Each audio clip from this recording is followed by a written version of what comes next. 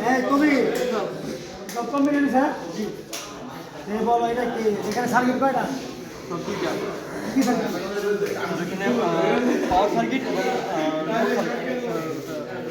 এটা power circuit আর এটা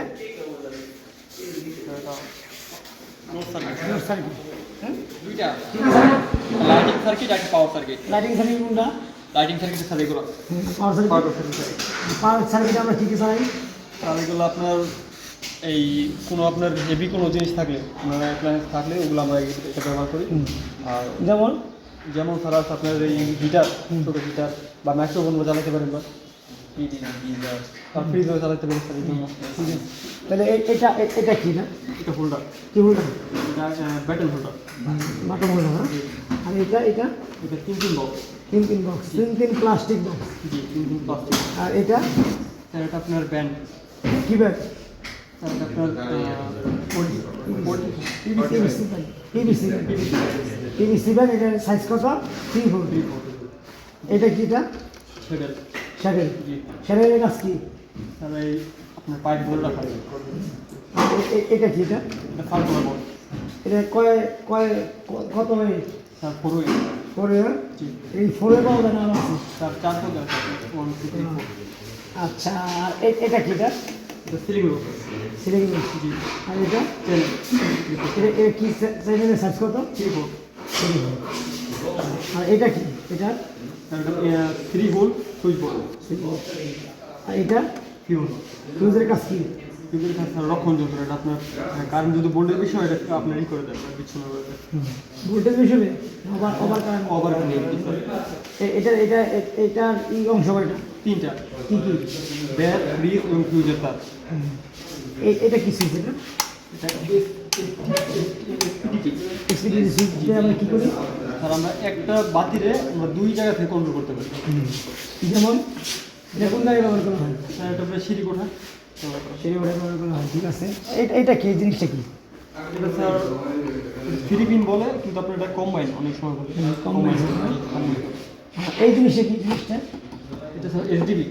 এই জিনিসের কাজটা কি এসডিবি স্যার আপনার প্রত্যেকটা রুমের জন্য আলাদা আলাদা কন্ট্রোল করার জন্য এই এসডিবি ব্যবহার করি। এই যে কি কি জিনিস থাকে আর এখান থেকে আপনার বাসবার, তার সার্কিট ব্রেকার, আর নিউট্রাল বার থাকে জি নিউট্রাল আর্থ বার থাকে জি আচ্ছা আর এটা কি এটা রেগুলেটর।